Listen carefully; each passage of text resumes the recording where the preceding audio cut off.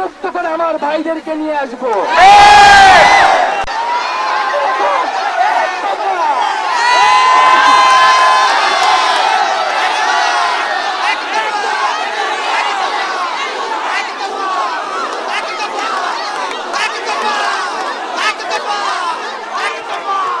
আজকে আমাদের জন্য এই বাংলাদেশের জনগণ নেমে এসেছিল।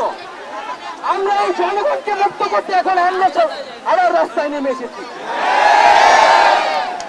আমরা আজকে এক দফার দাবিতে আজকে এখানে হাজির হয়েছি এবং আমরা জীবনের নিরাপত্তা, বাংলাদেশের মানুষের জীবনের নিরাপত্তা, সমাজের ন্যায় বিচার প্রতিষ্ঠার জন্য আমরা এক দফার সিদ্ধান্তে উপনীত হয়েছি। এই সরকার কোনোভাবে আর এক মিনিট ক্ষমতায় থাকার শেখ হাসিনা বলেছেন গণভবনের দরজা খোলা আছে।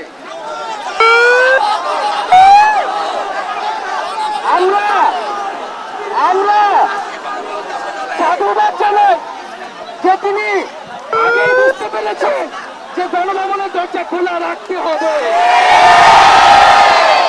তার যাওয়ার সময় হচ্ছে। আপনি দরজা খুলে অপেক্ষা করুন। আমরা আপনাকে উৎখাত করার জন্য আসবো।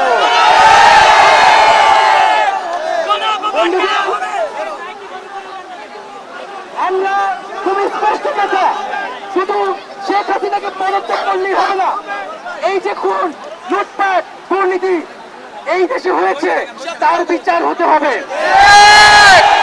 আমরা পদত্যাগ দিয়ে তাকে কোনো এক্সিট রুট দিতে চাই না। তাকে পদত্যাগ করতে হবে, বিচারের আওতায় আনতে হবে এবং শুধু শেখ হাসিনা নয়, পুরো মন্ত্রী পরিষদ, সরকার সবাইকে পদত্যাগ করতে হবে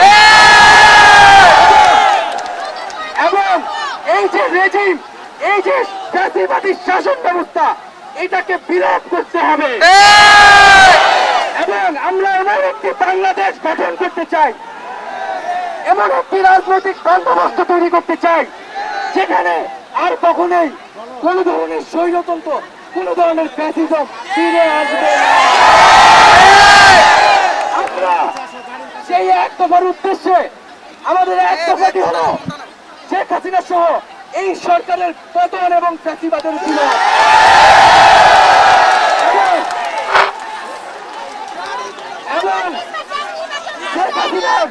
এবং এই সরকারের লুটপাট, গণহত্যা সহ দুর্নীতি সহ সকল কিছুর বিচার নিশ্চিত করা